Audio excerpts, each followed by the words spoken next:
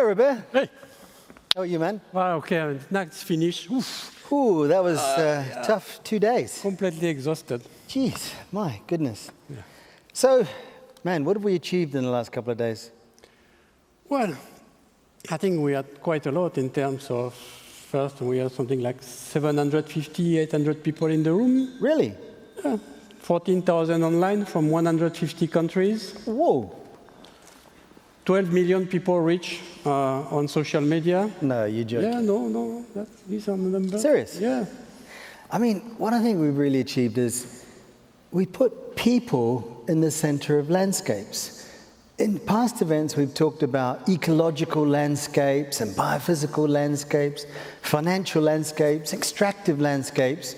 But, and then maybe John may not be happy, but have we got peoplescapes now? Is this the Global Peoplescape Forum? The GPF. No. The GPF. No, I remember the first Global Landscape Forum that we organized in Bonn. And I remember the word by Roberto Borrero, and was saying, you know, if you are an indigenous people, and if you are not sitting at the table, you very quickly end up on the menu. And that really struck me, and I think what we have done here, and what John and the Global Landscape and all, we have invited rights and local people and indigenous people to the table, and at the same time, we have given them the opportunity to design the menu. So I think that with this GLF, we have achieved something, yes. Okay. Now, Robert, I'm sure you'll agree with me, yeah? I'm a pretty smart guy, yeah? Depends on the day. I mean. Okay, at least you'll agree that I think I'm a pretty smart guy. Yeah, that's every day. But, you know, what amazed me was, it was just great learning that I didn't realize 1 in 20 people in the world, or 5% of people, are indigenous people. Yeah. They come from 90 different countries. It's amazing. And I think that what this conference has done is to realize that in the past, indigenous people's rights was 0% of the agenda. And here, it's been an amazing 100% of the agenda. Yeah, I think it's important. Also, it's important to recognize that, like it or not, or some people have difficulty to recognize, this local community and indigenous people, they have potentially the control of 25% of the carbon storage and the greenhouse gases emissions. So they have definitely something to say and to do and to contribute, and they are doing in terms of climate change. Well, now we have finished the conference. I mean, it's another one. So what's next?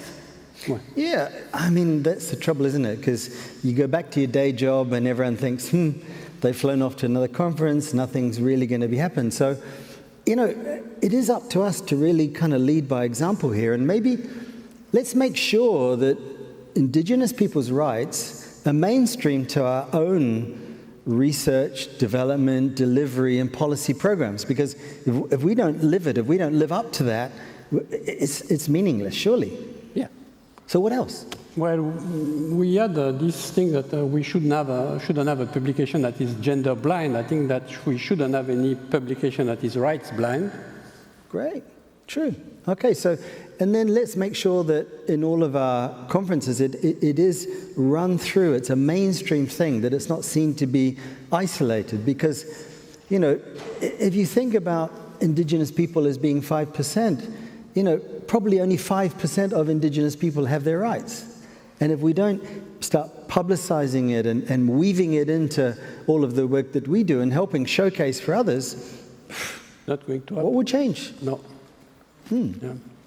Well, so what have we done? We've raised awareness, we've helped better understanding, and hey, what about that gold standard? Isn't that amazing? But surely the gold standard can't just be the best in class for metrics. No. I mean, surely there's got to be some benefit, some recognition, some better rights, some reparation. Maybe the gold standard is about bringing gold to indigenous people. Yeah. Maybe there needs to be more of a benefit, more of a financial reward, because they're the ones who are stewarding the landscapes. They're the ones who've given us the cultural identity with the land. They're the ones who've helped connect us culturally and through language back to landscapes. So I know, let's suggest to Andy that the gold standard is also make sure that there's great recognition and reward to Indigenous people. So Andy? Okay, I'll speak to him He tonight. says yes. Great. So, my God, we didn't have time to thank anybody. Well, everybody is gone, so this thing dragged forever, so now Okay, we are left. so let's send them an email, yeah? Yeah. Okay, so Jeremy is preparing the email now. okay, so who do we need to thank? We need to thank the German Ministry on Development, yeah. the German Ministry on Environment, Okay. the Lord Mayor of the city of Bonn who has welcomed us. Yeah. We need to thank the translator. Okay. We need to thank the staff of the Yeah, I mean, the Maritime Hotel. but the GLF team, aren't they just the best? I mean, my goodness, they should we give them next weekend off? Yes, I think we can allow them to have their weekend free next one. Yes. But they've done such an amazing job, yeah? We need to thank also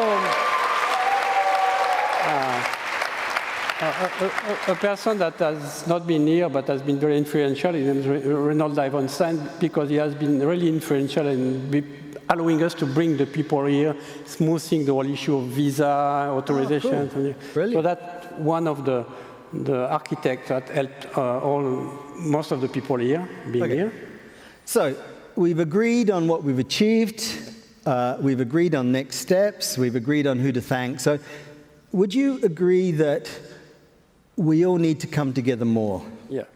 Would you agree that we need to be better connected? Would you agree that actually we need a greater sense of unity? Yes, I agree.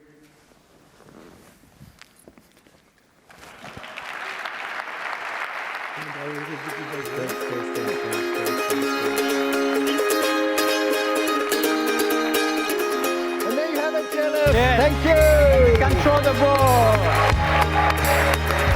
Give yourselves an applause.